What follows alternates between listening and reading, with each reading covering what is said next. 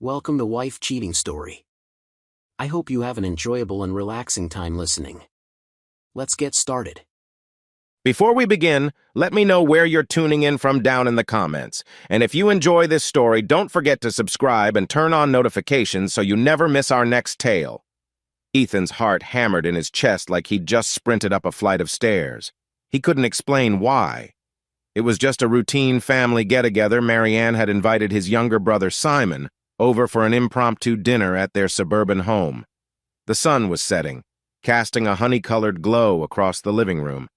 Somehow that fading light made everything feel sharper, more defined, like a stage set under a dying spotlight.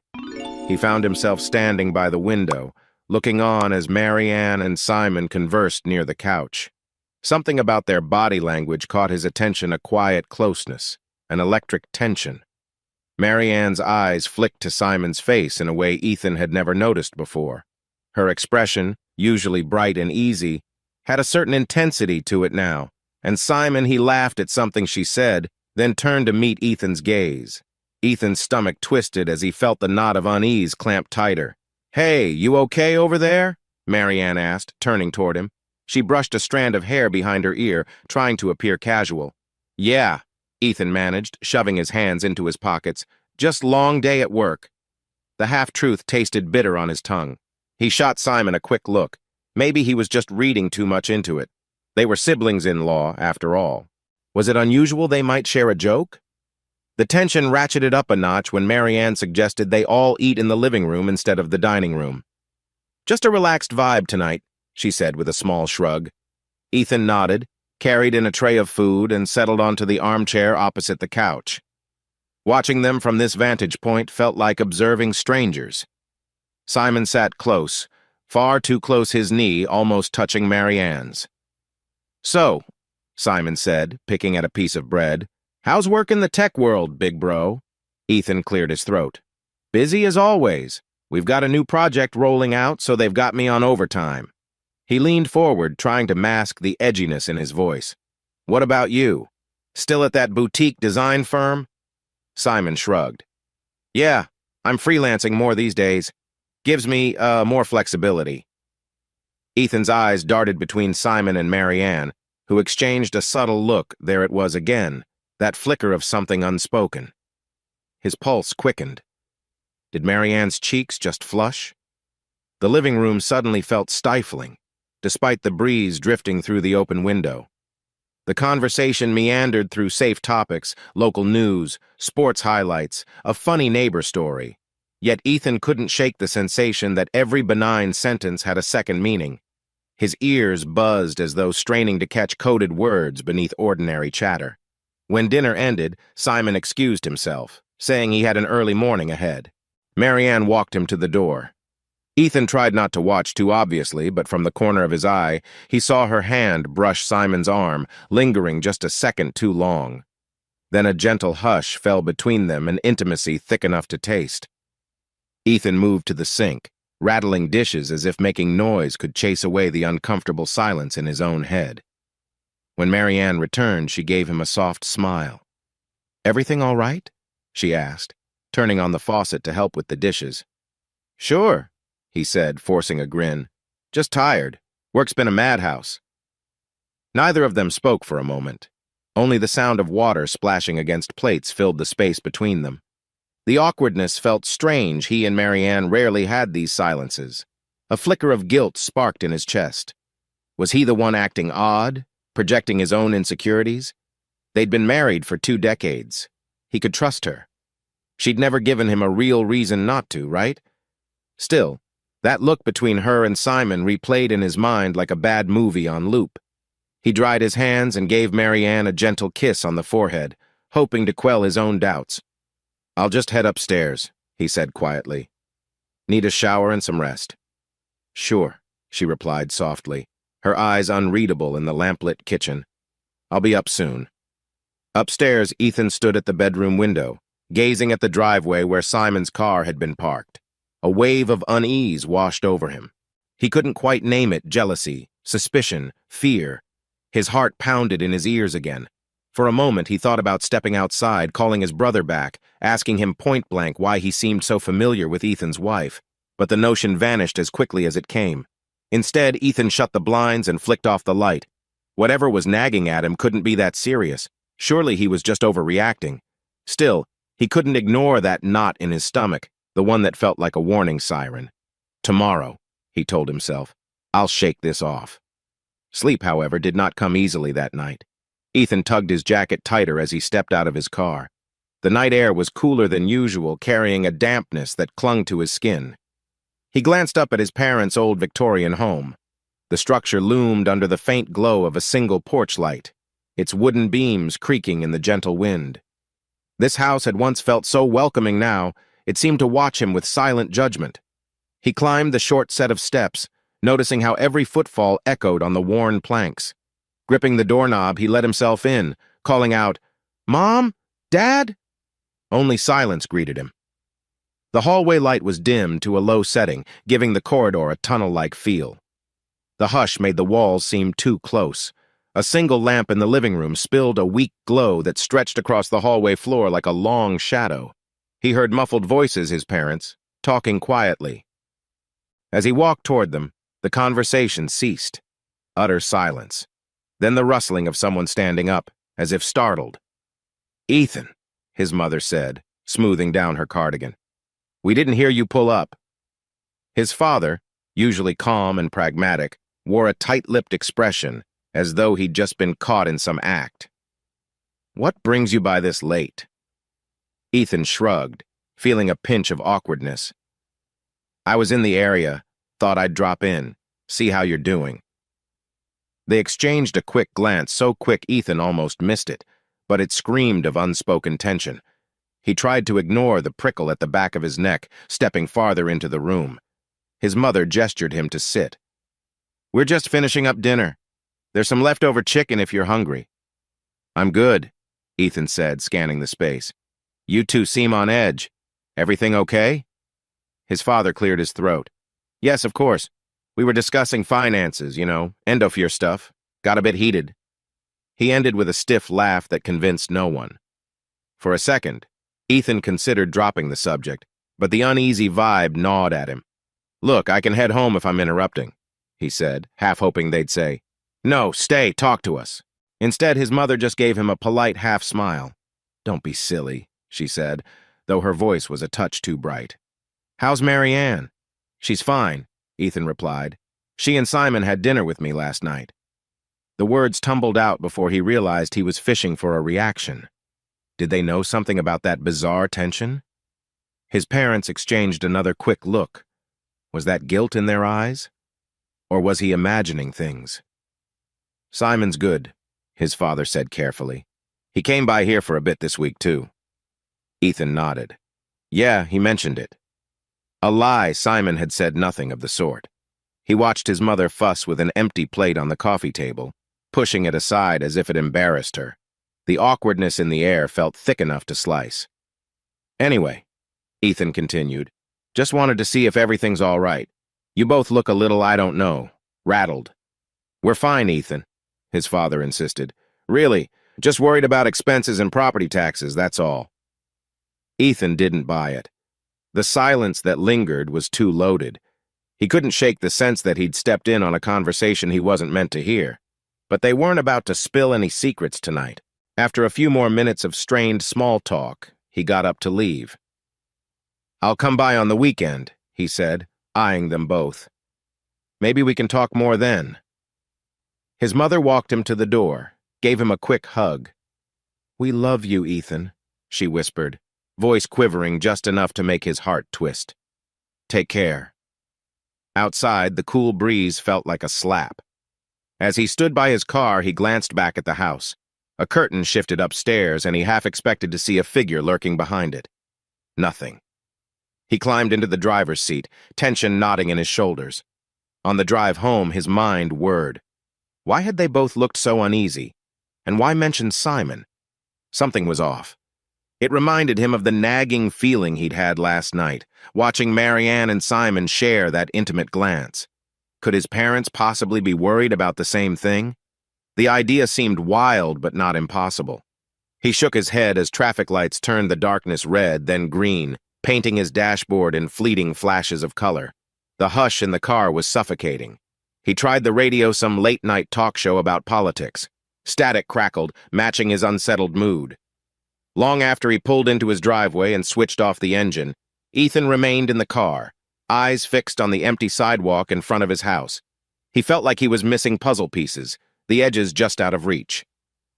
A creeping suspicion curled around his thoughts. What if there was something real behind all this tension, a secret bigger than he dared imagine? He exhaled and finally headed inside, resolved to keep his eyes open.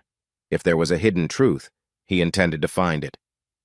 A warm Saturday afternoon found Ethan and Mary Ann at a neighborhood barbecue, the smell of grilled burgers and hot dogs mingling with the hum of friendly chatter. The backyard was decorated with colorful streamers, and children darted around with sticky fingers and wide grins. It was the kind of suburban gathering Ethan usually loved, casual, cheerful, an easy escape from stress. Today, though, he couldn't relax.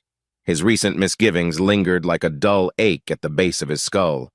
Mary Ann seemed determined to keep the day upbeat, breezing through small talk with neighbors, handing out paper plates, and offering extra napkins to messy toddlers.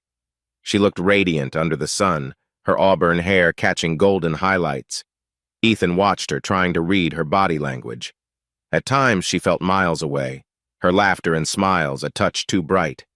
In mid-conversation with a neighbor, Mr. Hughes, Ethan noticed a small boy toddling nearby, a relative of someone at the party. He must have been around 2 or 3. The child's dark hair and pale blue eyes shone in the sunlight. Ethan had a fleeting thought. He kind of looks like cute kid, huh? Mister, Hughes said, raising his beer. I think he's Simon's nephew or something. Related to your wife, right? Ethan froze. Well, what do you mean? Mister. Hughes shrugged. That's what Mary Ann told me last time we were over for a get-together, that the little guy's related to Simon through extended family or something. But man, if you ask me, that boy's got Mary Ann's eyes. Striking, isn't it? Ethan's heart lurched. He forced a casual grin, muttering something non-committal. Inside, his mind was a storm of confusion. Mary Ann had never mentioned a nephew on Simon's side. Why would she mention it to the neighbor of all people? And why did that child's face ignite a nagging sense of recognition? Wait, where are his parents? Ethan asked, trying to sound offhand. Mr. Hughes shrugged again. No idea. Heard they were out of town. He took a swig of his beer. Kids bounce around at these barbecues. Could belong to half the neighborhood.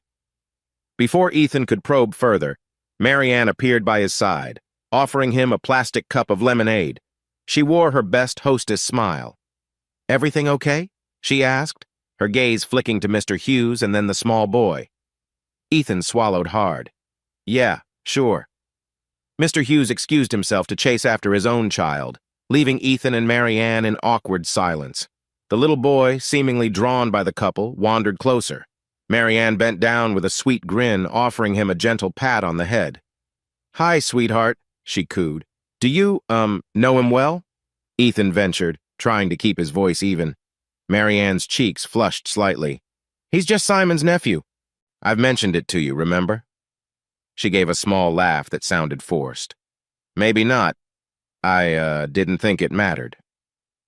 Ethan studied her face. She was lying. He could feel it in the sudden tension in her shoulders, the way her eyes darted away. But he didn't press. Not here, not in front of neighbors. He just nodded, forcing a benign smile.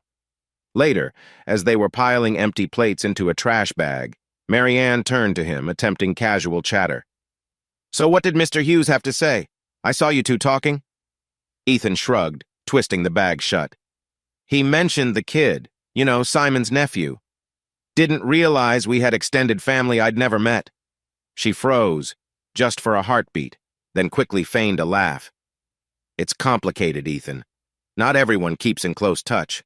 I guess I didn't think you'd be interested. His skin prickled with suspicion. She turned away, busying herself with rearranging condiments. Her hair fell across her face, hiding her expression. That night, after the barbecue, Ethan replayed the day's events in his head. Something about the child's features gnawed at him, especially the striking resemblance to Marianne. It wasn't just the eyes, there was a certain shape to his jawline, the dimple in his cheek when he smiled. Could it be a coincidence? Or was there a darker explanation? He tried to push the thought away, telling himself he was being paranoid, but doubts flooded back, combined with the tense dinner with Simon and the odd behavior from his parents. Ethan sensed that each unsettling moment was part of a larger tapestry of secrets. He just didn't know what shape it would form when it was all pieced together. He lay awake that night, listening to Marianne's rhythmic breathing beside him. He closed his eyes, but every time he drifted near sleep, he'd see that child's gaze or recall the hush that fell in his parents' house. Eventually, he got up and paced the dark hallway. The only conclusion he could reach was that something wasn't adding up, and if he didn't figure it out soon, he felt certain it would unravel in ways he wasn't prepared to face. It was nearing midnight when Ethan found himself hunched over his laptop at the kitchen table. The dim overhead light cast shadows that stretched across the floor, making him feel strangely cornered in his own home. Marianne had gone to bed hours ago, too tired or perhaps too eager to avoid questions. He'd started the night Googling random curiosities about paternity tests. At first, he told himself it was just idle curiosity, spurred by too many late-night talk shows or those sensational daytime court dramas. But as the hours ticked by, Ethan's clicks became more focused. He devoured articles on at-home DNA test kits, reading about their accuracy and privacy policies. The more he read, the more a knot of dread formed in his chest. It felt ridiculous. He had no real reason to suspect the child at the barbecue was anything but a distant relative. Yet the idea wouldn't leave him alone. What if he's not just some nephew? The thought was wild, but it wouldn't go away. His phone buzzed once a text message from a coworker about an upcoming deadline. Ethan ignored it, hands trembling slightly as he navigated to a website selling DNA test kits. He glanced over his shoulder, making sure Marianne wasn't lurking in the doorway. The house was silent except for the faint hum of the refrigerator. This is insane, he told himself, frowning at the screen. But his index finger hovered over the Order Now button. A swirl of conflicting emotions tore through him. Guilt, suspicion, fear. He felt like a man standing at the edge of a cliff, uncertain if the jump would lead to solid ground or a deadly plunge. Finally, his shaking finger clicked. After he entered his payment information, he slammed the laptop shut, heart pounding like he'd committed a crime. A wave of nausea hit him. He stared at the darkened screen, half expecting some alarm to blare, announcing he'd crossed a line he could never uncross. But there was only silence. Silence, and his own ragged breathing. In the days that followed, Ethan carried that secret like a weight. He'd check shipping notifications on his phone when Marianne was out of sight, anxiety mounting with each update. He found himself jumping whenever the doorbell rang, anticipating the discreet package. One evening, as he cleared the dinner plates, Marianne asked, "You've been distracted lately. Is everything okay at work?" He forced a smile. "Just busy," he said, scrubbing at a stubborn grease stain on a plate. "They've got me working on a new project. I'm exhausted." She nodded sympathetically. "You should take a break. Maybe we can plan a quick weekend getaway?" Simon mentioned a lake cabin. At the mention of Simon, Ethan's stomach clenched. He cut her off, trying not to sound too abrupt. "Maybe. We'll see how the schedule goes." He caught a brief flicker of hurt in her eyes before she turned away. Her footsteps receded down the hall, leaving him alone with a swirl of shame and dread. He didn't want to hurt her feelings, but her suggestion of a getaway with Simon made his skin crawl. A few days later, the package finally arrived. Ethan found it tucked discreetly behind a potted plant on the porch. Hard in his throat, he snuck it upstairs to their bathroom. He read the instructions carefully, a simple cheek swab, then mailing the samples to a lab for testing. He told himself it was purely to set his mind at ease, rule out the insane possibility that the child was connected to him in some impossible way. Some part of him believed the test would come back negative and he'd laugh at his own paranoia. Another part, an anxious whisper at the back of his mind, warned him that if he kept digging, he might unearth something too terrible to bear. Even so, he swabbed carefully, sealed the sample kit, and slid it into a prepaid envelope. As he headed for the mailbox, he paused, feeling the weight of what he was about to send off. The night was cool, a gentle breeze stirring the trees. It struck him how quiet and still everything seemed, while inside him, a storm raged. He dropped the envelope into the mailbox and stood there for a moment, heart pounding as though he'd just run a marathon. The deed was done. There was no going back now. Days turned into a tense wait, each morning bringing a new rush of adrenaline when he checked his phone for shipping updates. Ethan didn't breathe a word of it to Mary Ann or to anyone else. He lived with the secret lodged in his chest, fueling sleepless nights and anxious days. He couldn't name it yet, this creeping fear that his entire life might be built on a fault line. But he knew, deep down, that something had shifted. The seeds of doubt were firmly planted, and soon, the truth, whatever it might be, would sprout. He just prayed it wouldn't tear his world apart in the process. The following week crawls by like a surreal slow-motion reel, each day tinged with that same unsettled feeling Ethan can't seem to shake. He starts paying more attention to everything around the house like he's suddenly stepped into a detective novel, collecting stray clues and half-formed hunches. On a quiet Wednesday evening, he notices Mary Ann lingering on her phone near the kitchen window. The lights are low, casting faint reflections on the glass. Her voice is too hushed to hear clearly, but the urgency in her tone piques his curiosity. Ethan tries not to make a sound as he moves closer, the old hardwood floors threatening to creak under his weight. By the time he's close enough to catch a few syllables, something that sounds like, "Don't worry, I'll handle it," she quickly ends the call. Spinning around, she greets him with a startled expression. "Hey," she says, forcing a smile that doesn't reach her eyes. "Need something?" He hesitates. In the past, he would have shrugged off any weird vibe, but after that barbecue and the mounting tension he's felt, he can't ignore the questions tugging at him. "Just wondering if you needed help with dinner." "Oh," Mary Ann replies, lowering her gaze to the tile floor. "I'm good, almost done, actually." There's a tightness in her voice, as if she's bracing for another question, but Ethan offers none, stepping away with a nod. Inside, though, his gut churns. Later that night, while folding laundry in their bedroom, Ethan hears the front door open and close. He peeks out the window to see Simon's car in the driveway again. What's he doing here on a random weeknight? Curiosity morphs into resentment. Wasn't he just over for Sunday brunch? The frequency of Simon's visits has become impossible to ignore. Ethan walks downstairs to find Simon and Mary Ann standing in the hallway. They pull apart when they see him, like kids caught passing notes in class. Mary Ann quickly clears her throat. "Simon was just dropping off some design sketches," she says. "He's helping me with a small home project." Simon lifts a manila folder in a half-wave. "Yeah, for the living room remodel. Thought I'd swing by." Their story could be innocent enough. Yet the tension in the air crackles, thick as summer humidity. Ethan's eyes narrow on the folder. He can't recall any talk about a remodel. Before he can question them, Mary Ann chimes in cheerfully. "So thoughtful of him, right? Bringing these by so late." "Right," Ethan says slowly, forcing himself not to snap. Must have been urgent. Something in his tone makes Simon shift on his feet. Mary Ann's expression flickers guilt. Fear? Ethan can't quite read it. He's never thought of himself as a jealous husband, but right now a surge of jealousy tinged with anger roils in his chest. He nods stiffly. "Well, thanks for the sketches, Simon. I'm sure we'll take a look." Ethan tries to sound casual, but the words come out tight. Simon offers a thin smile, then quickly excuses himself, claiming he has an early morning. After he's gone, Mary Ann busies herself in the kitchen, tidying imaginary messes. Ethan follows, leaning against the counter. "Mind telling me what that was about?" he asks quietly. She tucks a stray lock of hair behind her ear, refusing to meet his gaze. "I told you.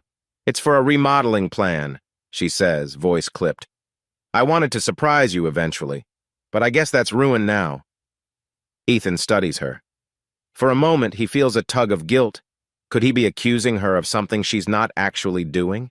But the memory of that hush, the odd glances at dinner, that child at the barbecue with Mary Ann's very eyes, it all pools into a sick swirl in his chest. He swallows hard. "Mary Ann, are you sure that's all this is?" She slams a cupboard door, rattling a stack of plates. "I can't believe you're questioning me like this." she says, anger flaring. "What's gotten into you lately?" Her tone is defensive, but he can hear something else underneath fear, maybe. Instead of pushing further, he backs off. "Nothing," he murmurs. "Let's just forget it." That night, he can't sleep. Every time he closes his eyes, he's haunted by the image of Marianne's whispered phone calls and Simon's frequent visits. Something is happening behind those closed doors, he just can't quite put his finger on what. Over the next few days, Ethan goes into silent detective mode. He notices the smallest details. How Marianne quickly locks her phone when he walks by, or how she deflects questions about her day with vague answers. He even checks the phone log on the landline, but finds no trace of suspicious calls. His frustration grows as the tangible evidence remains just out of reach. One afternoon, he catches Marianne looking at him with watery eyes, as though she wants to tell him something but can't. Then she forces a smile, turns away, and says, "I'm heading out to run errands," leaving him in that stale hush. He wonders if he's the one driving a wedge between them with his paranoia. But the lingering memory of that child's face, those eyes, keeps him on edge.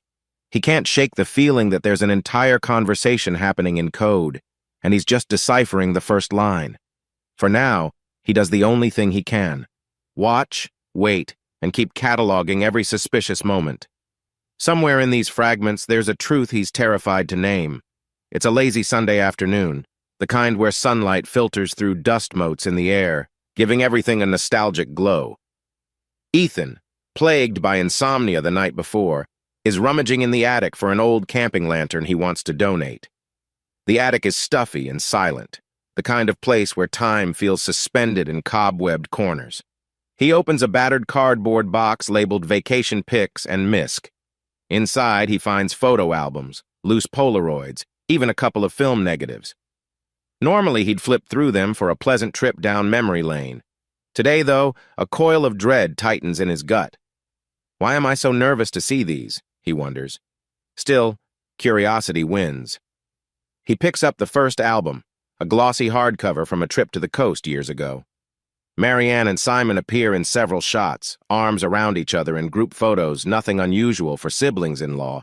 But a few pages in, Ethan notices something strange. There's a series of pictures from a beach outing. In one shot, Marianne and Simon are walking along the shoreline. Their posture is too comfortable, their eyes locked on each other. He flips to the next picture. Everyone else is in the background, but Simon is handing Marianne a towel. She's laughing, leaning in. If Ethan didn't know better, he would swear the energy there is less in-law and more romantic. A tightness forms in his chest. Don't jump to conclusions, he tells himself. Yet that sense of foreboding only grows. He sets the album aside, reaching for another stack of photos bound by a rubber band. They appear to be random candids, family gatherings, some shots from a Thanksgiving years ago, featuring Ethan's parents, Marianne, and once again Simon. In one of these, the camera must have been angled accidentally because it caught Marianne and Simon in the background, seemingly in a heated exchange. Her hand grips his arm. Their faces are dangerously close. The corners of the photo are curled, the date scrawled in pen on the back, November 18th. That date stands out because Marianne always claimed she'd been traveling for work that Thanksgiving. She'd insisted she couldn't make it back until the actual holiday. But she was obviously there, Ethan thinks, flipping the photo over and reading the note again. Did she lie about that trip? He sifts through more photos, noticing how the timeline seems jumbled. Trips Marianne said she took alone there Simon is, lurking in the background, dates that don't match her stories. The more he finds, the heavier the realization becomes. These two have been spending more time together than he ever knew. And they've lied about it. A low creak on the attic stairs makes him jump. Marianne appears, brushing dust from her shirt.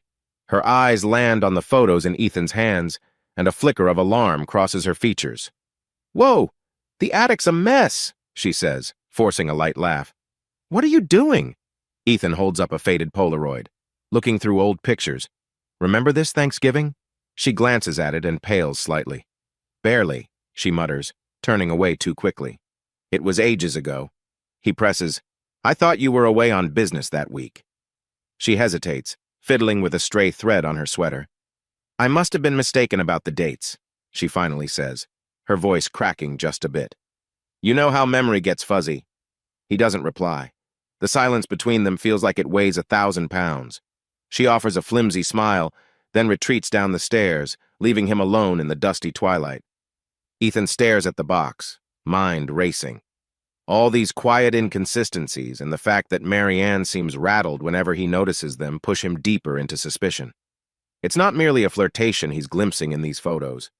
There's a pattern of closeness, of shared experiences kept hidden from him. How long has this been going on? The thought sends a cold shiver down his spine. He packs the photos back carefully, though his hands shake. His pulse drums in his ears as he conceals the albums in a different box, one he can access more easily later. He's not sure yet how to confront Marianne, or if he even has enough to accuse her. All he knows is this is bigger than a misunderstanding.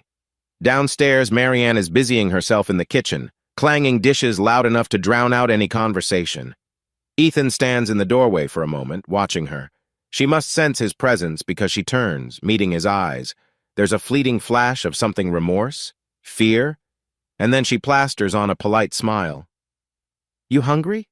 she asks, as if nothing's wrong. "Starving," Ethan says softly, though food is the last thing on his mind. He can almost see the shadows in the corners of their home, a silent testament to the secrets that have crept in. If these photos show anything, it's that Simon and Marianne share some hidden history, one that predates Ethan's recent suspicions by years. And if he's right, the truth may be far more painful than he's ready to face. A few days later, Ethan and Marianne head to a family gathering at his parents' place. It's meant to be casual, a belated birthday celebration for his mom. The late afternoon sun bathes the living room in warm light, illuminating antique vases and old photographs on the mantel.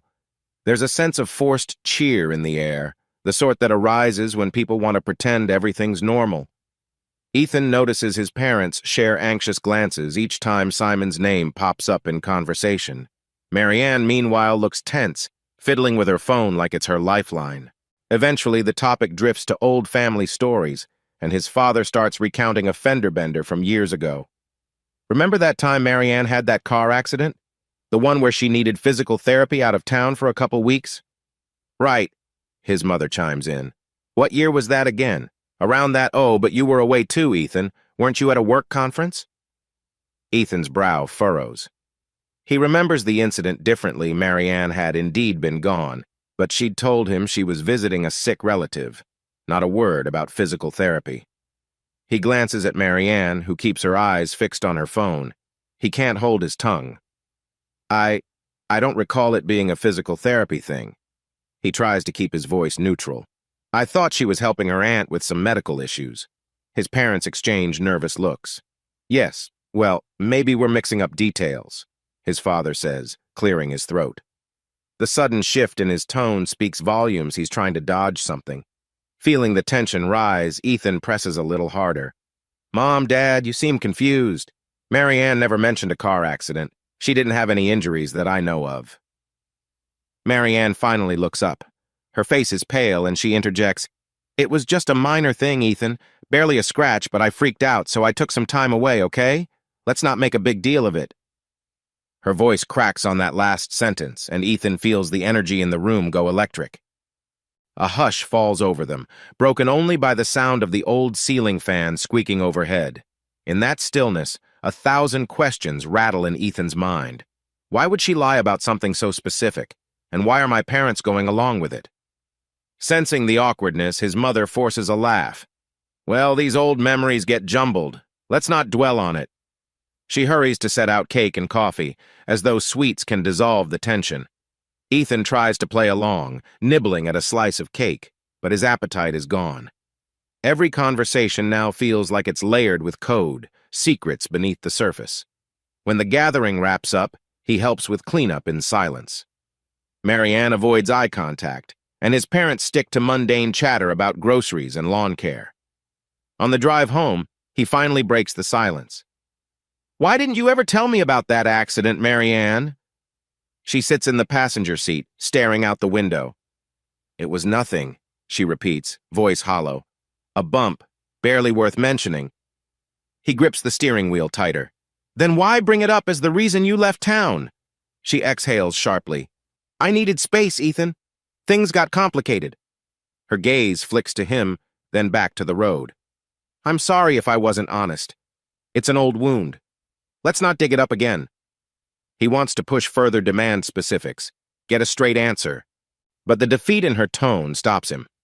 Part of him senses she's on the edge, and if he pushes too hard, she might shut down completely. Still, he can't let it go, not with everything else swirling around them. That night, when they return home, Marianne locks herself in the bedroom to rest, leaving Ethan alone in the living room. He picks up a small notepad and jots down the conflicting stories: car accident, physical therapy out of town, or visiting a sick aunt. None of it lines up. He sits there for hours, the notepad in his lap, pen tapping an agitated rhythm against the page. His mind replays the day's event like a broken record. The more he thinks about it, the more certain he becomes that there's a deliberate cover-up going on, and not just from Marianne, but from his parents as well. What could possibly be so big that even Mom and Dad would lie to my face? He goes to bed past midnight, unable to shake the feeling that his family is standing on thin ice and every new revelation cracks it a little more. A restless dusk settles over the house, painting the walls in long, ominous shadows. Ethan paces the upstairs hallway, too keyed up to relax. Marianne claimed she was going out for a late-night grocery run, yet he can't recall them needing anything urgent. Her excuses feel flimsier by the day. His wanderings lead him to the spare room they rarely use. The door creaks open and a musty smell greets him, dust and stale air. Boxes are stacked against one wall, and an old closet stands slightly ajar. He flips on the overhead light, a single bulb casting stark illumination on faded wallpaper. Something draws his attention to the closet. Inside, buried beneath winter coats and a stack of old blankets, he notices a plain, leather-bound journal. He picks it up, feeling a flutter of nerves. The cover is unremarkable, but flipping through the pages, he quickly realizes it's Marianne's handwriting spidery loops of ink, dated entries that go back years. At first, the entries seem mundane, notes on daily errands, mood swings, random thoughts. But then Ethan's eyes latch onto a mention of Simon's name and a pressed red flower on the adjacent page. The flower has bled slightly onto the paper, leaving a faint stain, almost like a splash of crimson ink. He reads a few lines. Met S today. Couldn't talk for long, but seeing him feels like air after I've been suffocating. I'm torn between guilt and relief.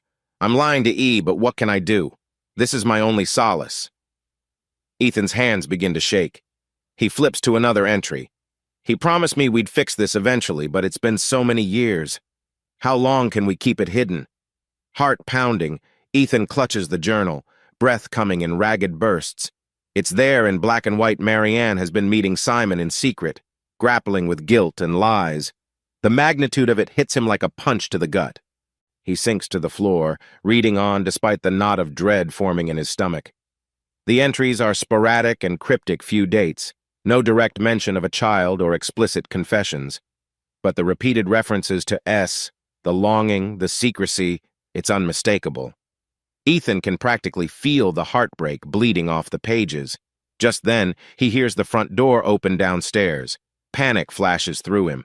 He doesn't want Marianne to catch him reading this. He quickly tucks the journal under his shirt, heart thrumming so loud he's sure she'll hear it. As he exits the spare room, Marianne calls up, "Ethan, I'm home." Her voice carries a wary note, like she's expecting confrontation. "I'm coming," he replies, trying to steady his breathing. He steps into the hallway, flicking off the bedroom light. The air feels charged. He's holding evidence of her betrayal, yet he can't confront her now. Not until I have all the pieces. He greets her in the living room, noticing she's carrying only a small plastic bag milk and bread, apparently. She sets it on the kitchen counter, eyes darting around. Does she suspect he's found something? Ethan forces a casual tone. Find everything you needed? She nods, looking tired and withdrawn. Yeah, nothing exciting. Just errands. They stand there, a gulf of unspoken words between them. He's tempted to slam the journal down, demand an explanation. But a colder, more methodical voice in his head says, wait, get the full truth first. The DNA test kit he sent away is still on his mind. He hasn't received the results yet, but they could be the final hammer. After she goes to bed, Ethan returns to the spare room, flipping through the journal's last few pages. The final entry ends abruptly, referencing a plan to see S one more time, with no date. He wonders if it's recent. He wonders if it's still ongoing. Exhausted, he hides the journal in a locked drawer in his home office. Then he sinks onto the living room couch, eyes staring into the darkness. His thoughts churn like a raging storm. Marianne lied about an accident. My parents are in on some cover-up, and she's been writing about Simon in a way that no sister-in-law should. It's a swirl of betrayal he can barely wrap his mind around.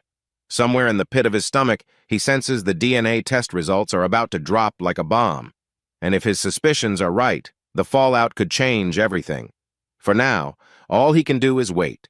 The red stain of that pressed flower etched in his mind, a haunting symbol of the secrets blossoming right under his nose. A cold, misty morning cloaks the neighborhood in gray, as if the sky itself shares Ethan's dread. He's up before dawn, unable to sleep. Each second that ticks by feels heavier, weighed down by the possibility that the DNA test results will confirm his worst fears. Sitting at the kitchen table, he toys with a mug of coffee gone lukewarm. When the sun finally edges over the horizon, he hears the distant hum of the mail truck. His pulse quickens. He almost bolts to the front door, but then stops. What am I doing? A part of him wants to remain in blissful ignorance for just a moment longer. Still, he forces himself to move, stepping outside into the chilly air. The mailbox groans as he pries it open. Inside, beneath a handful of flyers and bills, lies a plain white envelope. No fanfare, no warnings. It's so deceptively ordinary that Ethan's stomach turns. Back in the house, he stands in the hallway with the envelope pressed against his chest. Marianne is still asleep. He can hear her soft breathing from the bedroom. For a split second, he considers waking her, laying everything out right here. But the simmering anger and heartbreak inside him demand privacy. I need to see this alone first. In the bathroom, he locks the door behind him. The overhead light flickers, casting his reflection across the mirror. His hands tremble as he slides a finger under the seal and pulls out a single sheet of paper. At first, his vision blurs with anxiety. He forces himself to focus on the typed lines, reading each sentence carefully. The result: no genetic match. Ethan's legs almost give out. He grasps the edge of the sink, knuckles white. It's spelled out in unmistakable medical jargon. He and the child are not biologically related. It's not a matter of timing or lab error. The science is clear. He chokes down a wave of emotion, every muscle in his body going rigid. He'd held on to a shred of hope that he was just being paranoid, that the child's resemblance to Marianne was a coincidence, and the hush around him merely an overactive imagination. But now, the truth is as stark as the cold tile beneath his feet. He stares at himself in the mirror, his own reflection looking like a stranger. His eyes are rimmed with fatigue, the weight of betrayal etched in the lines of his face. Then comes the rush of grief like a physical blow. It doubles him over.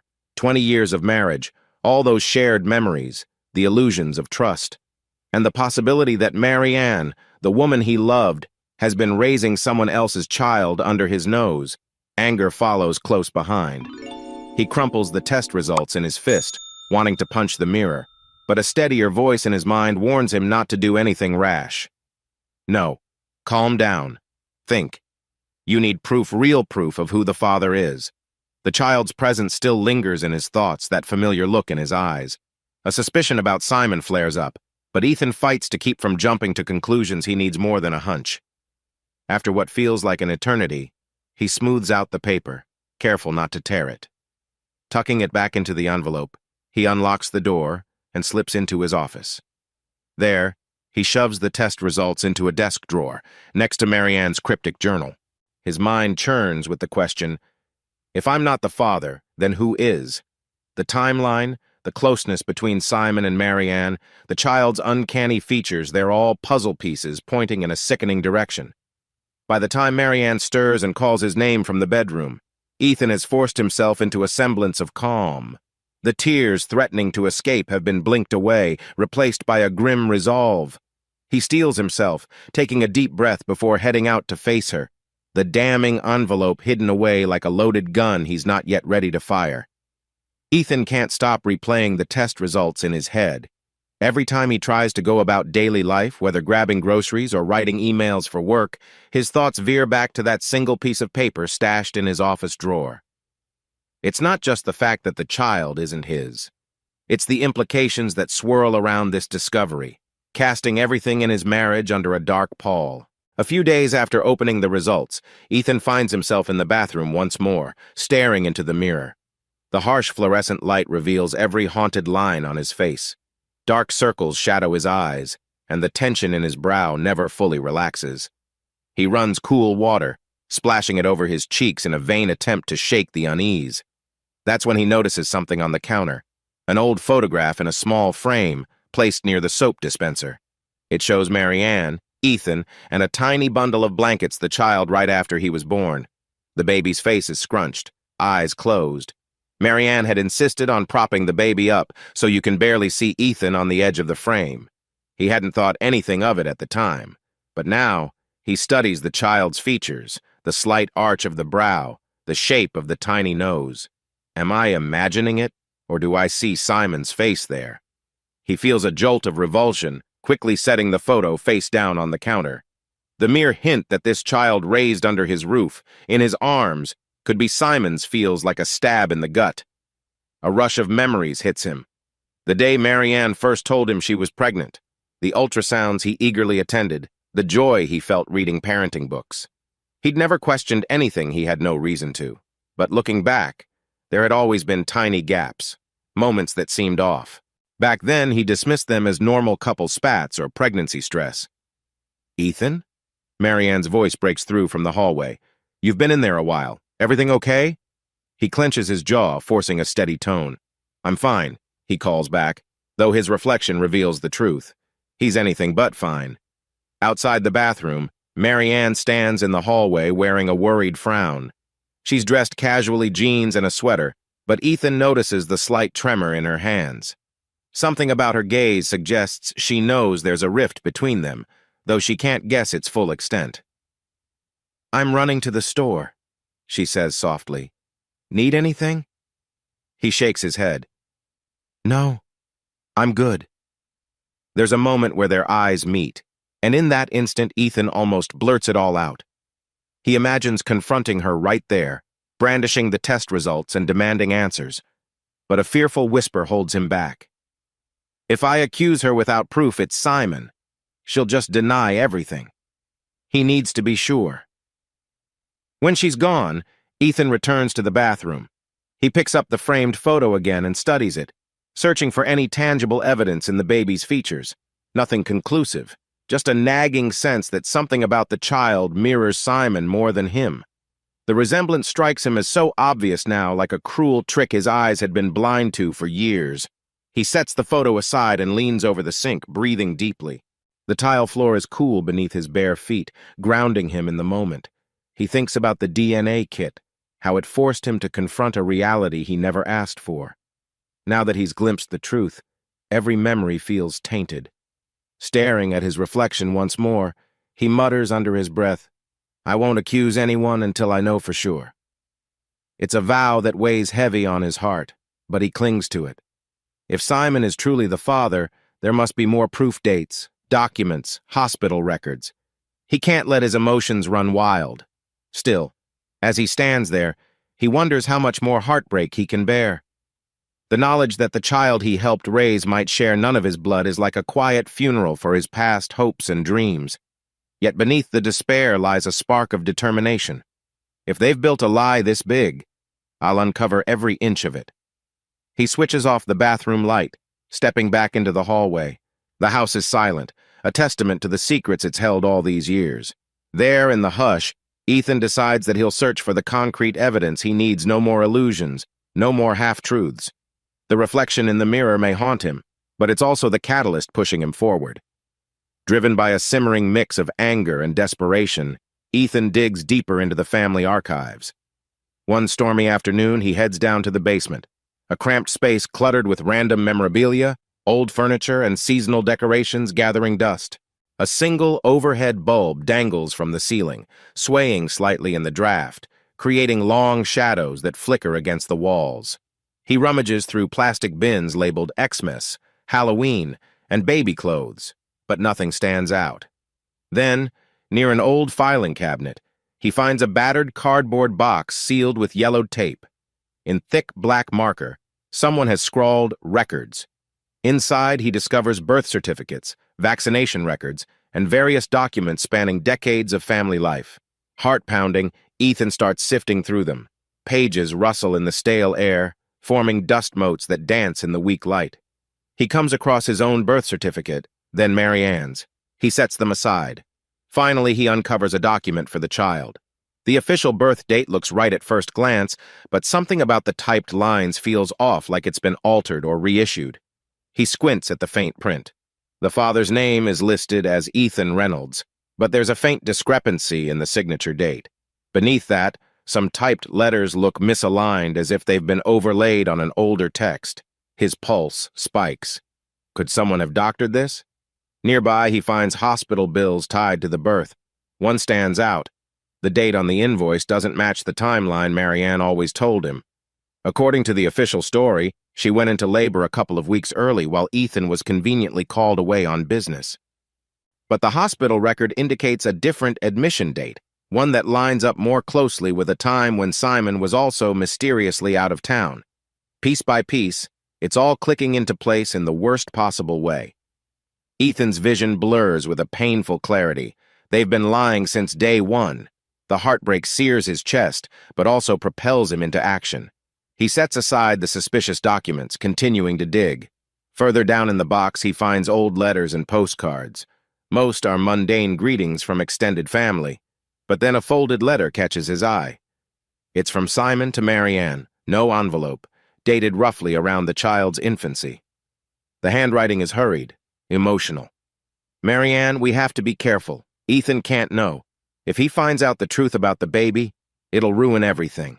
I love you, but we have to keep this quiet. I promise I'll do my part. Ethan's hands shake so violently he almost drops the letter.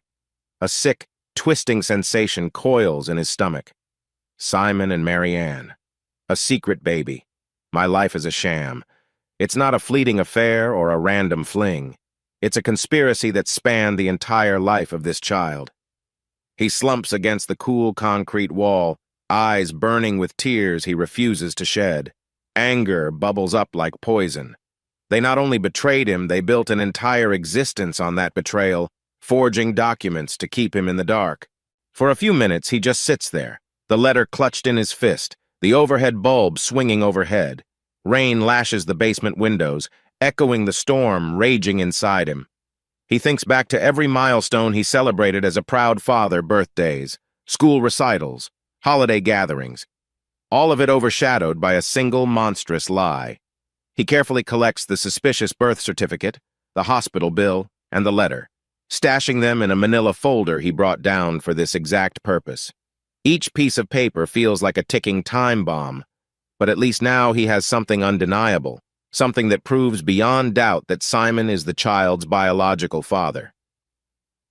As he heads upstairs, documents tucked under his arm, Ethan's mind churns with unstoppable questions. How far does this go? Did my parents know? Did they help cover it up? The basement door creaks shut behind him, the gust of air sending a shiver through his bones. He steels himself. He's one step closer to unraveling the full scope of deceit, and one step closer to the confrontation he knows is coming. Wind rattles the windows as a storm rages outside, thunder rumbling like distant gunfire. In his study, Ethan sits at his desk, the flickering lamp casting jagged shadows across piles of damning evidence. Between the DNA results, the forged birth records, and Simon's letter to Mary Ann, he's left with no illusion. This affair has been going on for almost as long as his marriage itself. 20 years of so-called fidelity reduced to a cruel joke. He flips through the pages again, adrenaline spiking every time he sees Simon's looping handwriting. The child's entire life school events, family vacations, even the day-to-day routine suddenly feels tainted.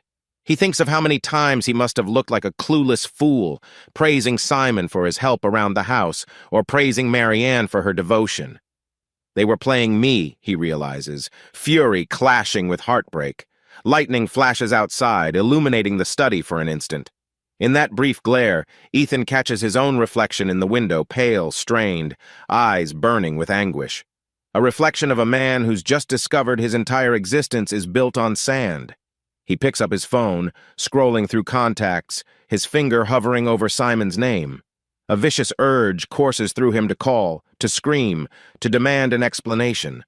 But he resists, rational thought winning out. If he confronts Simon now, it'll be a messy, rage-fueled chaos. Ethan won't get clarity, only a shouting match. He needs to think this through, to plan his next steps carefully. A sudden clap of thunder jolts him. He glances at the clock, 1:47 a.m. Marianne is asleep, or at least pretending to be, down the hall. Part of him wants to barge into the bedroom and fling the evidence at her, watch her face crumble under the weight of the truth. But the part of him that's still shockingly calm decides otherwise. I'm done with half-truths and illusions. If I do this in a rage, I won't get all the answers I need. Setting the phone aside, Ethan opens a desk drawer and retrieves Marianne's journal, the one with the pressed red flower. He's scoured these pages before, but now he rereads certain entries with fresh eyes. The cryptic references to S, the mentions of sneaking around. Everything lines up too well. That accident she invented, the out-of-town recovery, the forged birth certificate. It was all part of a carefully orchestrated plan to keep him in the dark. Rain taps violently against the window, matching the furious beat of his heart. He envisions the day he married Marianne, her shy smile, the way she looked at him with what he believed to be genuine love. Was any of it real? Or had she been playing me from the start? To hide a relationship with my own brother? A wave of grief surges, nearly knocking him breathless. The betrayal isn't just marital, it's familial. A direct stab to the trust he placed in Simon as well. He tries to swallow back the bile, focusing on each breath until the room stops spinning. At length he stands, switching off the lamp. The storm outside has lost none of its force, lightning still strobing across the sky. Ethan quietly opens the study door, stepping into the dark hallway. Pictures line the walls, family photos, smiling faces that now seem like hollow masks. He stops at one from over a decade ago. Simon, Marianne, and Ethan side by side at a summer cookout. Everyone's beaming. If only I could tell my past self to run. He sets his jaw. After tonight, there's no going back to normal. I need to be certain, gather everything, then confront them when I'm ready. His anger feels like a coiled serpent in his chest, but he knows unleashing it too soon will give them a chance to twist the narrative. That's not an option. He wants no wiggle room for their lies. He peers into the bedroom, where Marianne is asleep under soft lamplight. Guilt flickers across her face, even in slumber. A part of him wonders if she ever truly loved him, but the question only stokes the flames of betrayal. Stepping away, he returns to the study and begins methodically placing each piece of evidence into a new folder. The storm continues to rage, thunder rolling like an omen. As he does so, he feels oddly detached, like a man preparing for battle, armed with facts instead of weapons. Each crack of lightning outside illuminates the growing stack of proof. By the time he finishes, exhaustion weighs on him. He slumps into his desk chair, letting out a breath he didn't know he was holding. He's made his decision. He won't break down screaming. He won't confront them in a blind fury, giving them room to confuse him with tears or false remorse.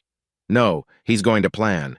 He'll assemble every damning piece of this lifetime of lies, wait for the perfect moment, and lay it all out in one final, crushing blow. Let them see the devastation they've wrought. Let them feel the magnitude of their deceit. In that silent resolve, Ethan finds the faintest flicker of power. The storm outside rumbles on, but now there's a new storm inside him, a quiet, focused fury, ready to bring their web of lies crashing down. Ethan wakes early on a Saturday morning, the sun's first pale rays creeping through the blinds. His mind is already churning with plans. Today, he's visiting his parents under the guise of a casual drop-in to probe for answers. He can't shake the suspicion that they've known more than they've admitted all along. He showers quickly, the hot water doing little to ease his tension. Over the steady hiss of the shower, he replays everything he's learned. Marianne's fabricated stories, Simon's involvement, and the damning evidence locked away in his desk. Still, one nagging question refuses to let go. How could my parents have watched this unfold for years and never said a word? By the time he arrives at their house, late morning sun floods the lace-curtained windows, illuminating dust motes in the living room. His mother greets him with a guarded smile.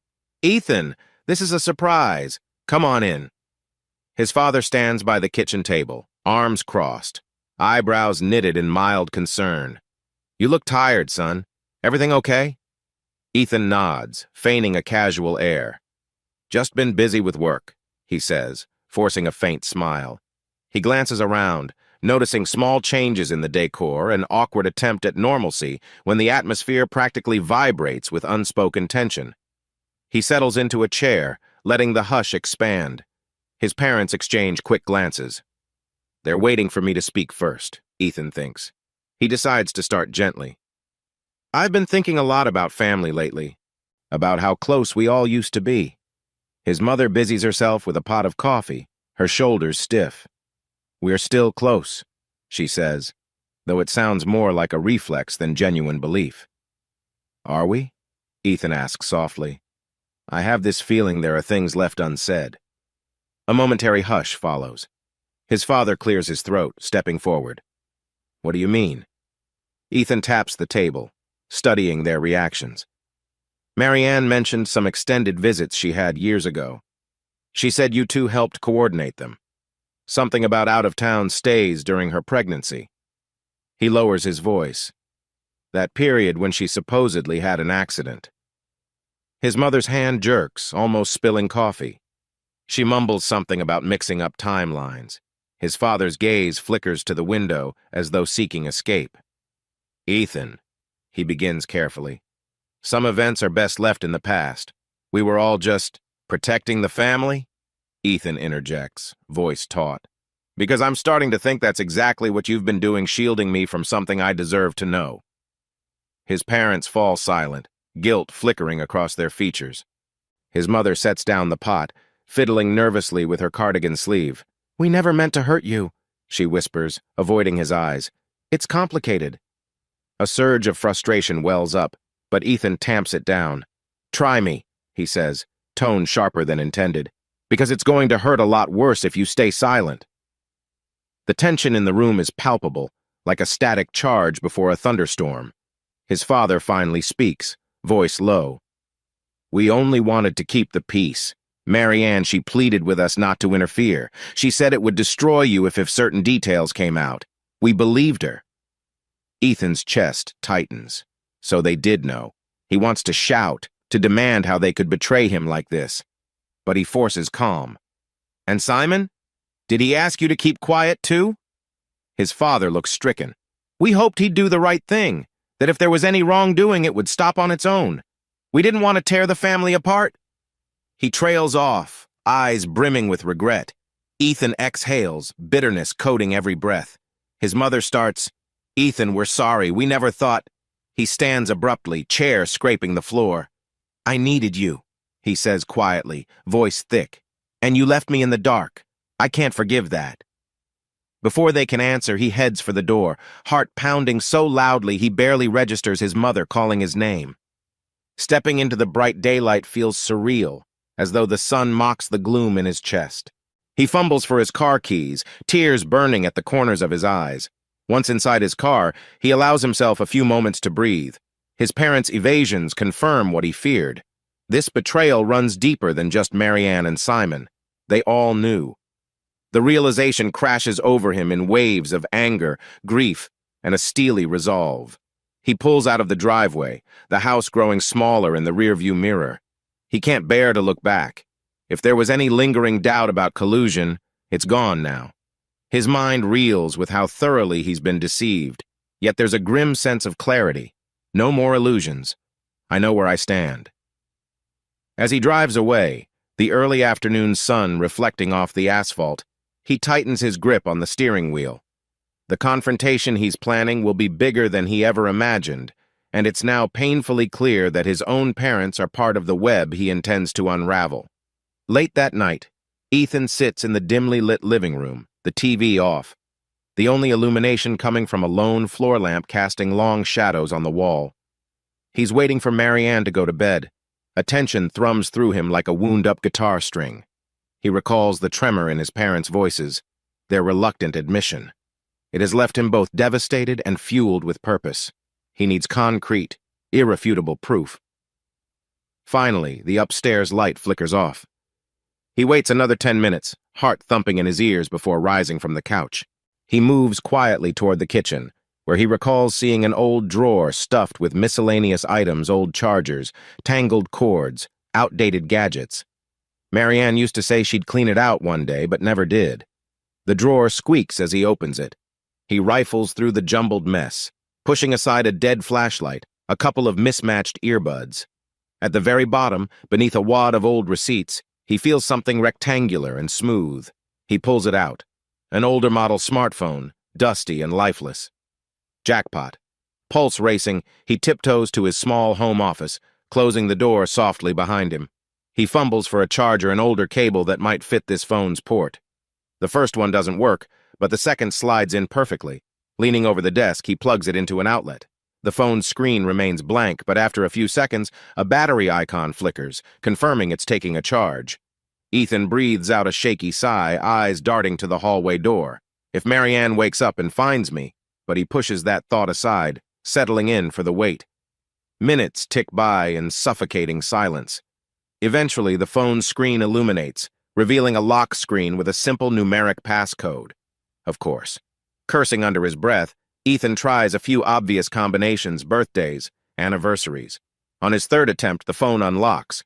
She used our wedding date. Ironic. The home screen is sparse, several old apps, a basic wallpaper.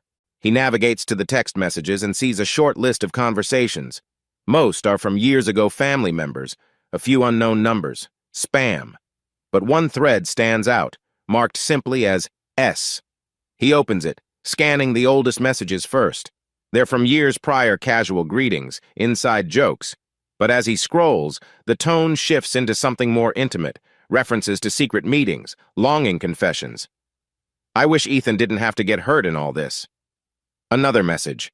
The baby is kicking again, reminds me it's ours, not his. Ethan's throat tightens. His vision blurs with rage and disbelief. Our baby. They're explicitly speaking about the child. No more guesswork, no more speculation. He scrolls further, and the texts grow even more damning, referencing specific dates that match the child's birth year, times they used Ethan's business trips as cover.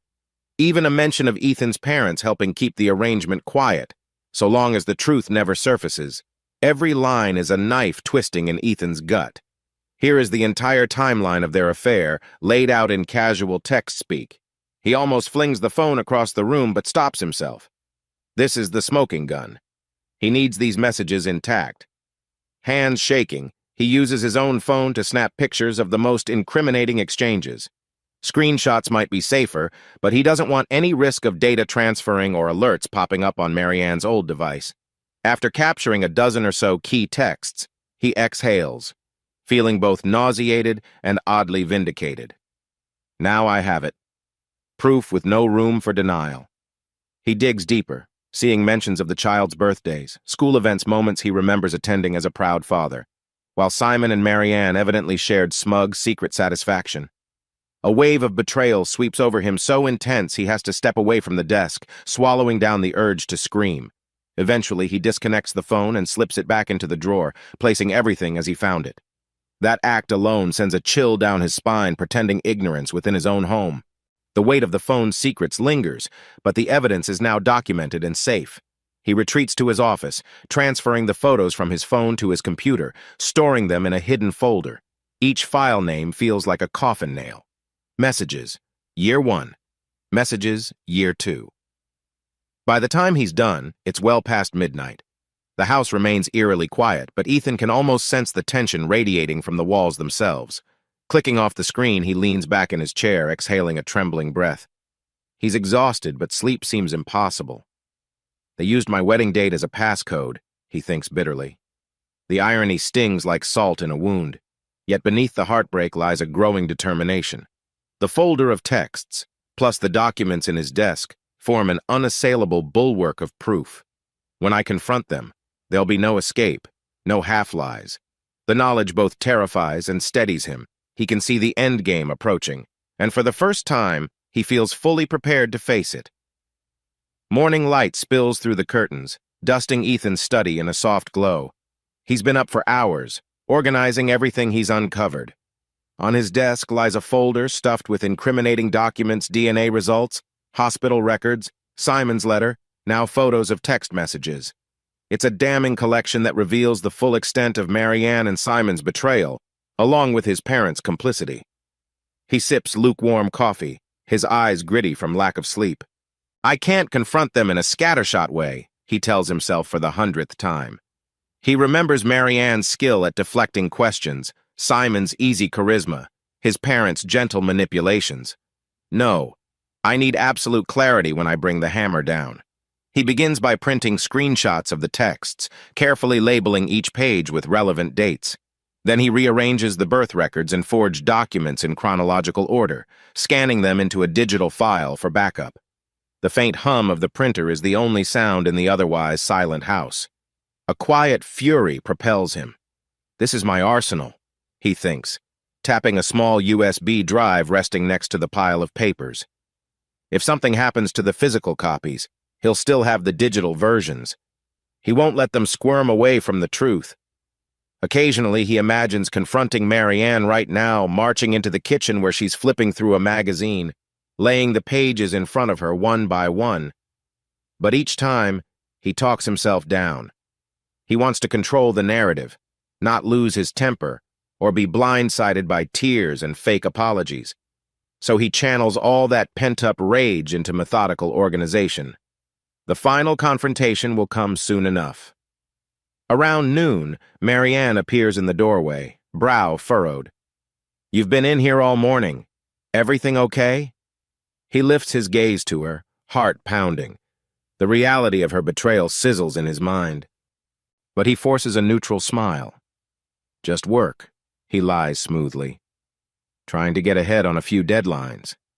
She nods, though she seems suspicious. You missed breakfast. I can fix you something.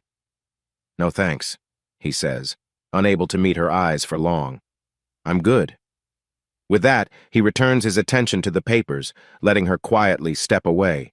He can feel her presence linger a moment longer, as if she senses the tension. Then her footsteps retreat down the hall.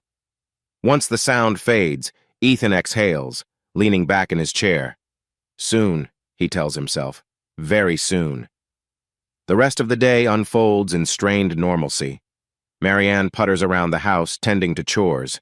Ethan remains holed up in his study, occasionally glancing through the window to see if Simon's car appears in the driveway. It doesn't, thankfully. In the late afternoon, he steps outside for air, the crisp breeze helping to clear his head. He calls up a trusted friend who knows nothing of the situation but offers idle chit-chat about sports and weather. For a few minutes, Ethan pretends life is normal, imagining a reality where he's not meticulously gathering evidence of a decades-long betrayal. But the illusion shatters the moment he hangs up. Back inside, he finishes labeling each piece of evidence, then slides everything into a sleek black binder. The heft of it feels symbolic, heavy with secrets, heavy with the destruction they portend. He places it in a locked filing cabinet, then pockets the key, his heart pounding at the finality. Night descends, soft shadows creeping along the walls. Marianne says goodnight early, claiming a headache. Ethan nods vaguely, waiting until her footsteps vanish upstairs. Alone in the living room, he sinks onto the couch, binder in hand. He imagines the day he'll gather everyone, Marianne, Simon, his parents, in one room. He pictures slapping the binder onto a table, methodically unveiling each piece of evidence while they stare, speechless and panicked. A part of him dreads the confrontation. It's sure to be ugly, heartbreaking, the final obliteration of what he once thought was a loving family. But the stronger part, the part that's sick of living a lie, craves that moment like a man crawling through a desert craves water. I need to see their faces when there's no more hiding. Lightning flashes in the distance, hinting at an approaching storm. He sets the binder aside, rubbing his temples. For all his planning, he knows the confrontation will be an emotional battleground. Stay calm, he reminds himself. This is about truth, not vengeance. Yet as the thunder rumbles far off, Ethan allows himself one cold, resolute thought. They deserve to face every raw fact of what they've done. If that means burning the entire facade to the ground, so be it. Late the next afternoon, a sudden downpour traps Ethan inside the house, rain hammering against the windows. The storm's intensity suits his mood perfectly restless, brooding, on the edge of breaking. Marianne left for an errand, giving him some solitude. He wanders through the living room, halting at a gallery of family portraits on the wall. Framed photos from happier times, vacations, holidays, birthdays. He pauses at one taken years ago. Ethan stands off to the side, smiling obliviously, while Marianne and Simon are near the center. Even in this innocent snapshot, Ethan now sees an intimacy between them he somehow missed before. His gaze shifts to another photograph, a large family portrait featuring his parents. They're all lined up in front of a garden, beaming under the sun. "I was so proud of us that day," Ethan recalls, grimacing at the memory, proud of what I thought was an unbreakable bond. Now it feels like he's looking at strangers wearing familiar faces. A hollow sensation settles in his chest. I've been a guest star in my own life. No, worse, I've been the cover story they used to hide their affair. The realization strips him of any lingering sentimentality. As lightning illuminates the front yard, Ethan imagines pulling these photos from the wall and tossing them into the nearest trash bin. But part of him can't yet bring himself to do it. Not until I confront them all. After that, who knows? He wanders to the kitchen, half-heartedly rummaging for a snack he doesn't really want. His mind keeps returning to the evidence binder locked away upstairs. It's like a silent drumbeat, reminding him that the facade is nearly over. He sets down a bag of pretzels, feeling suddenly claustrophobic. Maybe it's the storm, or the weight of so many secrets. Needing air, he steps onto the covered porch. The rain thrashes the lawn, sending rivulets of water down the driveway. There, in the shelter of the overhang, Ethan closes his eyes and breathes in the cool, damp air. He can't deny how drastically his perception of family has changed. The warm illusions of safety, love, and unconditional support are gone, replaced by a raw awareness of betrayal. They might share my blood, but they've gutted my trust, he thinks. The mental ties binding him to them have already begun to unravel. Standing there, he wrestles with a sense of mourning for the life he believed he had, for the people he thought he could count on. Yet simultaneously, a curious sense of liberation stirs. Maybe this break was inevitable. Maybe I was holding on to a lie because it felt safe. Now that the lie is exposed, he sees the world differently, sharper, colder, but undeniably real. The rain eases momentarily, and Ethan notices his reflection in a puddle near the porch steps. It's distorted, rippled by stray drops. I'm not the same man I was, he thinks, a bitter edge to the realization. In a way, the old Ethan died the moment he learned the child wasn't his everything, since has been a slow, methodical rebirth into someone who won't be fooled again. He returns indoors, water dripping from his shoes. The house is quiet, and he wanders upstairs to the hallway where more pictures line the walls. One shows the child smiling wide at a birthday party, Ethan's arm around his shoulders in a fatherly pose. The memory is heartbreakingly sweet, and yet drenched in deceit. He feels a twist of sorrow. The child himself did nothing wrong, but the circumstances of his birth have become a massive betrayal. His gaze drifts to a large family portrait, Marianne, Simon, and their parents in the background, with Ethan standing at the edge. He finds himself focusing on Simon's expression, relaxed, almost smug. Did Simon relish the deception, or did he feel any guilt at all? A surge of anger mixes with a haunting sadness.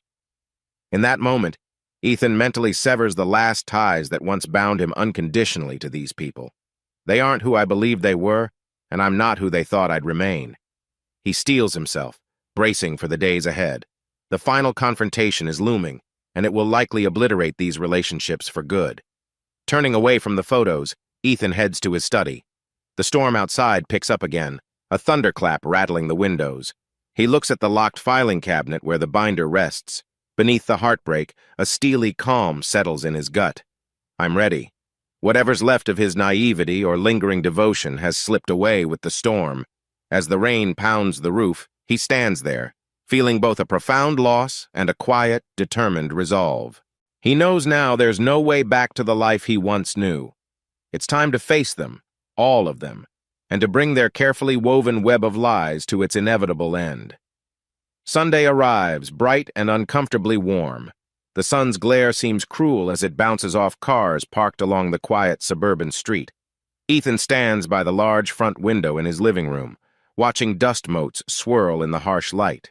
He's dressed simply jeans, a collared shirt trying to keep his exterior calm despite the storm churning inside him.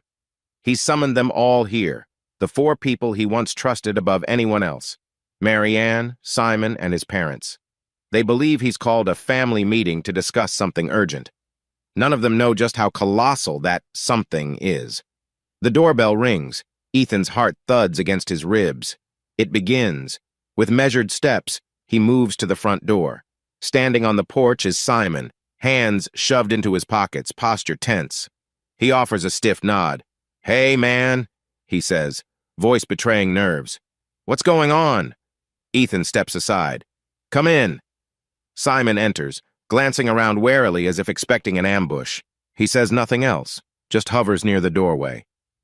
Moments later, Marianne appears from the kitchen, wearing a forced smile. She looks at Ethan questioningly, but he remains impassive. Silence blankets them all. Then his parents arrive, letting themselves in quietly. His mother removes her sunglasses, scanning the living room.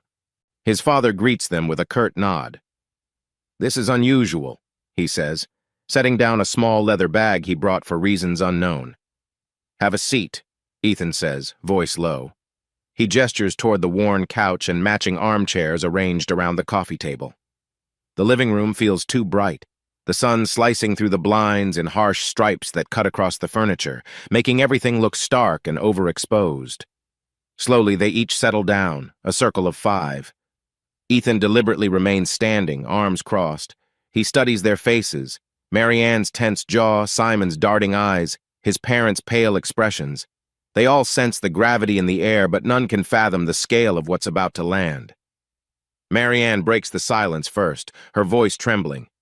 "Ethan, you're scaring me. What's going on?" He almost laughs at the irony, but swallows it. "We need to talk," he begins. "All of us." He notices Simon's leg bouncing restlessly. His parents exchange wary glances. Marianne's eyes glimmer with desperation, as though she senses the walls closing in. The living room has never felt so alien. A single ceiling fan turns overhead, slicing the stillness with a gentle whir that does nothing to cool the tension. "You all have secrets," Ethan continues, forcing composure into every syllable. "You've kept them from me for a long time, and I've let it slide maybe because I was afraid to see the truth. But not anymore." His mother starts to speak some half-formed plea, but he raises a hand to stop her. "I'm doing the talking right now," he says, voice clipped. He can practically hear the collective intake of breath.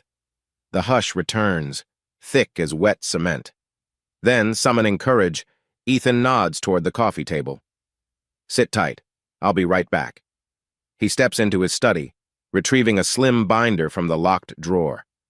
That binder, black and unremarkable on the outside, holds every piece of evidence he's painstakingly gathered: DNA results, messages, forged documents. The truth, in physical form. Back in the living room, he sets the binder on the table and looks up. Simon shifts uneasily. Marianne's face is drained of color. His parents wear identical expressions of dread. None of them speak. Ethan glances out the window one last time, as if to confirm there's no escape for them. Bright Sunday daylight washes over the scene, casting sharp shadows behind them all. This is it, he thinks, heart pounding. No turning back. Ethan opens the binder and flips to the first page, a copy of the DNA test. He runs his finger along the bold print, reading it aloud in a steady, almost clinical tone. "This test shows that the child we've all known and raised is not mine." Marianne's breath hitches, her eyes welling with tears. She clutches the edge of the couch cushion, knuckles white. Simon looks away, pressing a hand to his mouth. Ethan's parents exchange looks of profound guilt. Ethan takes no pleasure in their discomfort. Still, he presses on, voice cold. Next page. He turns it, revealing hospital records with contradictory dates and suspicious edits. These documents reveal how the birth certificate was altered. I thought it was a clerical error at first, but no, someone went to considerable lengths to ensure it listed me as the father. He flicks his gaze to Marianne. Care to explain? Her lips tremble. She can't form words. Simon's leg bounces like mad, and he blurts, "Look, let's not." "Don't interrupt." Ethan cuts him off, turning another page screenshots of text messages between Marianne and Simon. These are a bit more direct. He lifts one printout, reading in a soft, deadly voice. "The baby is ours, not his. I wish Ethan didn't have to get hurt in all this. That's from you, Simon, dated years ago." A strangled sob escapes Marianne.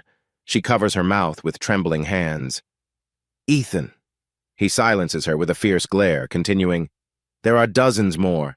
Conversations about meeting in secret, references to my trips out of town, mentions of how you roped my parents in to keep it from me."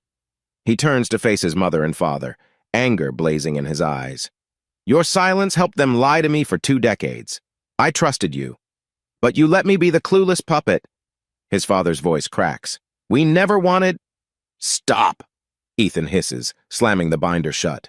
The sound echoes through the room, snapping everyone's fraught composure. He steadies himself, forcing the next words out with icy control. "This is what you've all done. You've built a life of lies, anchored in deception, and made me the last to know." Marianne breaks into quiet sobs, tears streaking her cheeks. "I never meant to hurt you. It was complicated," she pleads, voice choked. Simon leans forward, elbows on his knees, face pale. "Ethan, I'm sorry. We didn't know how to tell you." Ethan's laugh is hollow. "So you chose never to tell me. You chose to raise a child under my roof, forging records and spinning tales while everyone else played along." Outside, the sun blazes, casting razor-edged shadows across the floor. The living room feels like an interrogation chamber, tension crackling in the air. Ethan's parents look utterly defeated, their eyes begging for forgiveness they can't possibly earn. Finally, Ethan holds the binder close to his chest, as though protecting himself from their betrayals. "No more lies. All of you speak. Or is there anything left to say?" His words hang, daring them to respond. For a moment, no one speaks. Then Marianne's ragged whisper fills the silence. "I was scared," she admits, tears falling unchecked. "I loved you, but I couldn't stop—" "Save it," Ethan interrupts, his gaze flicking between her and Simon. "You loved me? You sure showed it well." A stunned hush spreads again. Ethan's father makes a desperate attempt at reason. "Son, please. We know we failed you, but we're still—" Ethan's jaw tightens. "Family? Don't say that!" he warns, voice trembling with fury. "You lost the right to that word when you conspired behind my back." Simon tries again, voice shaking. "I never meant for it to last this long. We were going to end it." "And yet here we are," Ethan says, gesturing at the binder. "Years of messages. The child is nearly grown. You never ended it. You only got better at lying." Marianne sobs openly now, face buried in her hands. Ethan steels himself against the surge of pity that tries to creep in. "No," he tells himself. "They made this bed." Emotions roil like a tempest inside Ethan's living room. Each person's face is a tapestry of guilt, fear, and heartbreak. The once cozy space now feels like a grim stage for the final act of a tragedy. Simon stares at the floor, voice barely above a whisper. "Ethan, if there's a way to fix this—" "Fix?" Ethan snaps, eyes flashing. "You think we can just patch this up? After decades of deception?" Marianne dares to lift her gaze, tears glistening. "I'll do anything. I'll sign whatever you want. Just please don't shut me out completely. We have a life." "We had a lie," Ethan corrects, voice trembling with controlled anger. "A fabricated marriage, supported by illusions and betrayal. As for the child," his voice catches, referencing the child sparks a deep ache he can't quite name. "He deserves honesty. He's the only innocent victim here." Simon rubs his temples, shaking his head. "He didn't know. He still doesn't—" "Oh, I'm well aware." Ethan cuts in coldly. "You both made sure to protect him from the truth. But I spent years believing he was my son, celebrating milestones, feeding him, tucking him in at night. That was my role, right? The unknowing surrogate father. Rage flickers in his eyes. You don't get to ask for forgiveness now. A tense beat passes. Ethan's mother tries to speak, voice cracking. Ethan, we couldn't watch the family break apart. We hoped you'd never find out. Because your convenience mattered more than my right to know. Ethan fires back. Well, guess what? You can't keep your illusions anymore. He wheels on his father, who looks shattered. I looked up to you. I thought you taught me about integrity.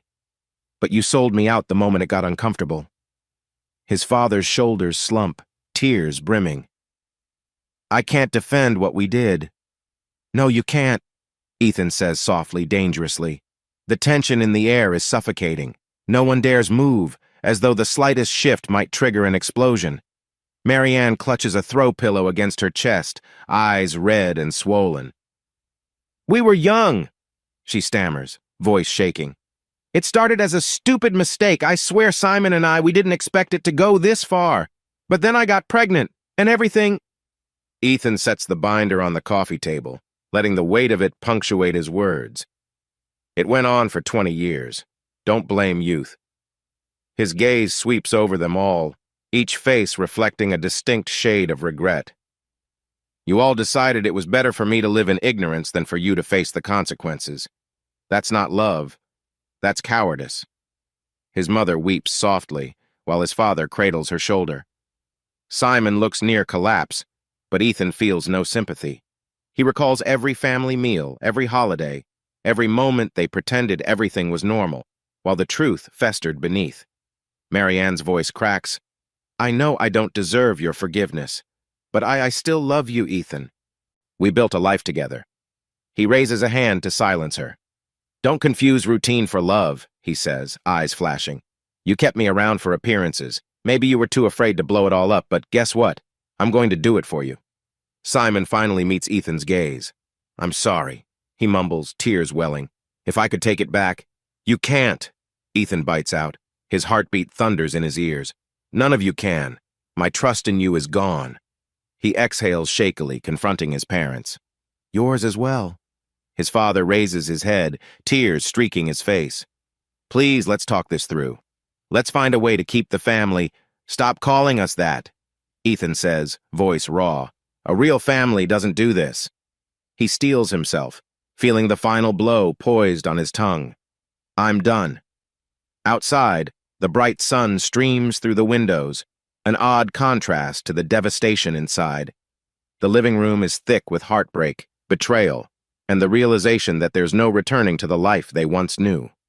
A hush falls so complete that Ethan can hear the faint hum of the refrigerator in the next room, the rasp of his own breathing. His eyes sweep over the 4 people who shaped his world and shattered it. Marianne, Simon, his mother, his father. Each gaze pleads for a lifeline he can't give. Stepping back, he inhales, forcing his voice steady. I'm divorcing you, Marianne, he announces without ceremony, meeting her tear-filled eyes. There's nothing left to save. She sags forward, sobbing. Ethan, please. We can... No, he cuts in. You had years to choose honesty. You didn't. The finality in his tone is unyielding. I'll be filing for divorce immediately. Simon stands, hands shaking. Look, I know I'm messed up. Don't, Ethan warns, stepping away from Simon as if he's toxic. You're not my brother anymore. After what you did, you're nothing to me. His words drip with cold clarity. I won't speak to you again. Simon's face collapses into grief, but Ethan refuses to soften. He asked for this the moment he stole my life from under me. Then Ethan turns to his parents, voice trembling with hurt. You let them do this. You kept the secret. I can't forgive you for that. His father's shoulders shake with silent sobs, his mother covering her mouth, tears streaming. Ethan's resolve wavers for the briefest moment. These are his parents, after all, but the sense of betrayal is simply too vast.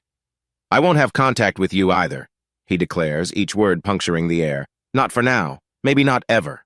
A chorus of devastated pleas breaks forth, Marianne begging, Simon whispering apologies, his parents moaning his name. The living room vibrates with heartbreak, but Ethan steels himself. His composure remains shockingly intact, as though numbness has replaced every trembling nerve. He looks down at the binder on the coffee table, that physical testament to all their deceit. "Keep it," he says bitterly. "A reminder of the life you pretended to have." Panic flares across Marianne's face. "Where will you go? How will—" "You've lost the right to ask me anything," Ethan snaps, cutting her off. "I'll handle the legal arrangements. Pack my things. Just stay out of my way." A silence falls again, thick and suffocating. Slowly, Ethan crosses the room, each step echoing in the hush. He pauses by the door, turning back one last time. His voice is quiet, hoarse with emotion. "You had a chance to come clean and spare me some pain. You chose to hide until I found out on my own. I hope it was worth it." No one dares move or speak as he steps outside. The afternoon sun greets him with a brutal glare, as though mocking the shadowy devastation in his heart. He inhales, the air feeling sharp in his lungs. For a moment he hesitates, part of him wanting to rush back inside, to shake them, to scream, to demand more answers. But he knows all he'd find is more regret, more hollow excuses. Squaring his shoulders, he walks down the driveway, each footstep weighted with finality. He doesn't look back. The front door remains open, and from within he can hear faint sobs, raw and unrestrained. It's the sound of everything he once knew splintering beyond repair. Reaching his car, Ethan slides into the driver's seat. His vision blurs, tears pressing at the corners of his eyes, but he refuses to break down. Not here. Not now. With shaking hands, he starts the engine. The house fades in the rearview mirror as he pulls away, a place of so many memories now reduced to a stage for betrayal. He doesn't have a clear plan for where he'll sleep tonight, or what exactly he'll do tomorrow. Yet there's a grim relief in the finality. No more lies. No more illusions. They'll have to live with what they've done, he thinks, driving away. And I'll have to start over, alone but free. The Sunday sun shines mercilessly overhead, bright and unwavering, as he leaves everything behind. The tears finally slip down his cheeks, but there's no turning back. He's done, and this time, it's forever.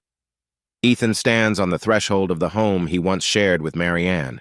It's a still, late afternoon, the sun stretching long shadows across the living room floor. The place feels haunted, each echo of his footstep reminding him of memories he can no longer bear to revisit. Half-packed boxes line the hallway, remnants of a life that has ceased to exist. He sets his keys on the kitchen counter, noticing that the ceramic bowl they usually rested in is gone, probably packed away or thrown out in the fallout of betrayal. Sighing, he wanders through the rooms. The walls are patchy in places where photos used to hang. He deliberately removed them after the confrontation, leaving behind pale outlines on the paint. He heads into what used to be the study, now stripped of anything personal. A single wooden desk remains. Stacks of documents are neatly arranged on top lawyers' papers, divorce paperwork, and a few final bills. Each piece of paper is a solemn marker of the end. In the corner, the cardboard boxes stand open, waiting to swallow up the last of his possessions. As he leafs through the final divorce forms, a swirl of complicated emotion grips him. He spent 20 years married to Marianne, building what he believed was a home. Now, those decades are reduced to bullet points in a legal document. He signs his name on the dotted line, the pen's scratch echoing in the silent room. There's no outburst of tears or dramatic meltdown, just a slow, profound ache in his chest, an ache tempered by a strange sense of relief. So this is how it ends, he thinks. From somewhere in the house, the HVAC clicks on, blowing stale air through the vents. Ethan closes his eyes, recalling the day he and Marianne first moved in. They'd been so excited talking about future plans, kids, maybe even remodeling the attic. How blind he'd been, not knowing the shadows that lurked even then. He takes the signed forms to the kitchen counter, carefully sliding them into a large envelope. On the fridge, a fading magnet still clings, one of those cheap novelty magnets shaped like a smiling sun. He rips it off and drops it in the trash with a dull clang. The mundane gesture feels symbolic. He's discarding old illusions and half-truths along with all the other debris left behind. Wandering back into the living room, he runs his hand over the back of the couch. So many nights spent watching movies with Marianne, so many quiet mornings sipping coffee while discussing the news. All of it feels impossibly far away, as if it happened to another person entirely. He notices a small pile of items on the coffee table, things Marianne left for him to decide whether to keep or toss. A few old photos, a souvenir from a trip they once took, an anniversary card. He can't bring himself to look at the card's inscription. Instead, he places everything into a garbage bag, tying it closed with a resolute tug. Outside, the sunset paints the sky a bruised mix of purple and orange. Ethan stands by the window, envelope in hand, gazing at the changing light. The echoes in the empty house press in, making him acutely aware that this is no longer his sanctuary. And strangely enough, that realization lifts a weight off his shoulders. With a final glance around, he tucks the divorce papers under his arm and heads for the door. He won't be sleeping here tonight. The illusions are too thick, the shadows too long. He lingers in the doorway, half expecting Marianne or someone else to appear, to say anything to break this heavy silence. But no one does. The house remains eerily still. Gathering his resolve, Ethan steps outside, locking the door behind him. The day's last light stretches across the driveway, guiding him to his car. He tosses the envelope on the passenger seat. In the hush of twilight, he starts the engine, the tires crunching over the gravel as he backs out. He doesn't look in the rearview mirror. There's nothing left to see, just an empty shell of a house that once held 1,000 promises. As he drives away, a slow exhalation escapes him, the first genuine breath he's taken in months. Goodbye, he thinks. Goodbye to the lies. And though his heart still aches, he feels the faint stirrings of something new and fragile, a hope for a future free from deceit. A stark fluorescent light hums overhead, reflecting off the polished marble floors of the county courthouse. Ethan stands at the end of a long hallway, the sound of his footsteps echoing off sterile walls. He's dressed in a simple button-down shirt, slacks, and a tie that suddenly feels too tight. In his hand, he clutches a stack of paperwork detailing the final terms of his divorce. Nerves churn in his stomach. He never imagined he'd be here under these circumstances, untangling 2 decades of marriage because of the most unimaginable betrayal. But here he is. Taking a steadying breath, he walks toward the row of courtrooms, scanning the small plaques beside each door. When he finds the right one, he steps inside. The space is quiet, modestly furnished, with pew-like benches where a few other somber-faced individuals wait their turns. Marianne is already there, perched on one of the benches, eyes rimmed red. She glances up, and their gazes meet. He can't read her expression, some mix of regret, sorrow, and maybe an unspoken plea for understanding. But he quickly looks away, focusing on the legal assistant who directs him to the clerk's desk. A court official, clad in a crisp blazer, takes his paperwork and flips through it. "You're here for the final hearing on dissolution of marriage, correct?" she asks, tone professional. "Yeah," Ethan replies, his voice subdued. "You'll be called in shortly. Please wait here until the bailiff announces your case." Nodding, he moves to the other side of the bench, maintaining distance from Marianne. She fidgets with a folder in her lap, and for a moment, he sees a flash of the woman he used to adore. A pang of loss strikes him, but he tamps it down. Too much water under the bridge. Eventually, a uniformed bailiff calls their names, leading them into a smaller hearing room. It's not as dramatic as a full courtroom, more like a formal office. A judge presides behind a heavy wooden desk, reading through the case file with a detached efficiency. Ethan and Marianne take positions on opposite sides, their attorneys standing close by. The judge clears his throat. "I see here an uncontested divorce filing with terms already negotiated. Is that correct?" Both attorneys confirm. Ethan holds his breath while the judge flips through pages, occasionally pausing to check signatures. Each rustle of paper sounds magnified in the otherwise silent room. He glances at Marianne. She's staring at the floor, tears glistening but unshed. Finally, the judge looks up, offering a neutral nod. "Very well. The court accepts the terms of the settlement and grants the dissolution of marriage. The final decree will be processed within a few business days." A wave of mixed emotion crashes over Ethan. Relief that this is nearly done, sorrow for what it means, and a dull anger at how it all had to happen. "Thank you, Your Honor," he manages, voice tighter than he'd like.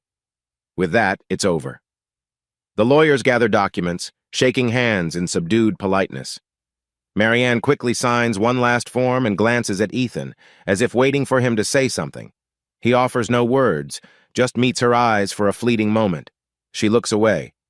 Outside in the hallway, the sounds of hushed conversations and footsteps fill the air. Ethan's attorney pulls him aside, offering a measured smile. "That's it, you're officially done. If there are any loose ends, we'll finalize them over email. Otherwise, I wish you well." He thanks the attorney, feeling numb. The walk back through the corridor feels surreal, each step echoing like a countdown to a new life. At the exit, Marianne hovers for a second, lips parted like she wants to speak. But Ethan simply shakes his head, there's nothing left to say. Stepping out into the courtyard, he inhales deeply. The day is bright, a crisp breeze ruffling his hair. He closes his eyes for a beat, letting the moment sink in. "I'm free," he tells himself, though it doesn't feel like celebration, more like the end of a war that cost too many casualties. He walks away from the courthouse, each step lighter than the last. The anger and grief still weigh on him, but the official burden is lifted. He's no longer tethered to the marriage that once defined his entire adult life. In the hush of that realization, he feels the faint stir of possibility. Life is uncertain now, but it's his to shape as he sees fit. Several days after the final court hearing, Ethan pulls into a quiet cul-de-sac lined with neat lawns and suburban homes. His heart thumps harder the closer he gets to the modest, single-story house at the end of the street where the child he once believed was his now lives, primarily cared for by Marianne's relatives. Today, Ethan has come to say a final goodbye. Parking by the curb, he steps out onto the sidewalk, adjusting the collar of his jacket. It's a crisp morning, the air carrying the faint smell of wet grass. He takes a moment to steel himself, unsure what to expect. He still cares for this child deeply, even if biology and betrayal say otherwise. A caretaker opens the door, nodding respectfully. "Hello, Ethan," she says softly, ushering him into a small living room. The place is cozy, with family photos and children's artwork taped to the walls. His eyes scan for the child's presence, heart in his throat. Then, from around a corner, the boy appears. He's grown so much Ethan notices how his eyes shine with a curious innocence that tugs painfully at his chest. The boy smiles tentatively. "Hey. Hey, kiddo," Ethan answers, swallowing the lump in his throat. He steps forward, trying to hide the tremor in his voice. "How have you been?" "Okay," the boy shrugs, kicking at imaginary specks on the floor. He's old enough to sense the tension, but not old enough to fully grasp what's happening. "They said you're moving away?" Ethan nods, crouching down to the child's eye level. "Yeah, buddy, I am," he admits gently. "Things are complicated, but I wanted to see you." The boy fidgets, glancing at the caretaker in the corner. "But I thought you were my—" A bolt of grief pierces Ethan. He places a comforting hand on the boy's shoulder. "I'll always care about you." "You know that, right?" His voice wavers, tears threatening to surface. "No matter what, you're still important to me." The child's lower lip trembles. "You won't come back?" Ethan's breath shudders. "I'm not sure," he admits honestly, unwilling to make promises he can't keep. "But I wanted to say goodbye properly, to tell you I love you, kiddo. That was never a lie." They share a brief, fierce hug, the boy burying his face in Ethan's jacket. Time seems to slow as Ethan holds him close, memories flooding, teaching him to ride a bike, celebrating birthdays, bedtime stories. All the moments they told me were mine. The betrayal burns, yet it's overshadowed by genuine affection for the innocent child caught in the crossfire. After a moment, the boy steps back, eyes glistening. "Bye, Ethan," he whispers, voice small. Ethan forces a tight smile. "Be good, okay?" He ruffles the child's hair, then stands, biting back the tears. The caretaker watches with sympathetic eyes, stepping forward to guide the boy gently away. He turns to leave, heart twisting, feeling as though he's abandoning a piece of himself. Outside, the sun has climbed higher, warming the crisp morning air. He sucks in a breath, tears prickling at the corners of his eyes, but he doesn't let them fall. This is for the best, he tells himself, though the ache in his chest argues otherwise. Climbing into his car, he realizes he's shaking. He allows himself a moment to breathe before starting the engine. The tires crunch on the quiet suburban street as he drives away, leaving behind the child he once thought was his own. Goodbye, he thinks, sorrow mingling with a flicker of relief. I won't live in lies anymore. The sunrise breaks across the skyline, painting the horizon in soft pinks and oranges. Ethan stands outside a modest apartment building, keys jingling in his hand. Today is the day he officially moves in a fresh start, unburdened by the remnants of deceit that shadowed him for too long. He inhales the crisp morning air, letting it fill his lungs. The quiet street is a world away from the turmoil he left behind. No ex-wife lurking behind lies, no parents harping on forced family unity, no brother betraying him under the same roof. Just him, alone with the chance to rebuild. He unlocks the front entrance and climbs a narrow set of stairs, his footsteps echoing against the walls. Boxes already line the hallway outside his new place. He'd spent the last few weeks sorting what he truly wants to keep from his old life, practical necessities mostly, plus a few personal items that bear no taint of betrayal. Everything else he left behind or donated. Entering the apartment, he flicks on a light.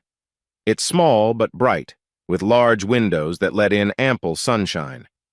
The living room is empty except for a couch he picked up secondhand and a small coffee table.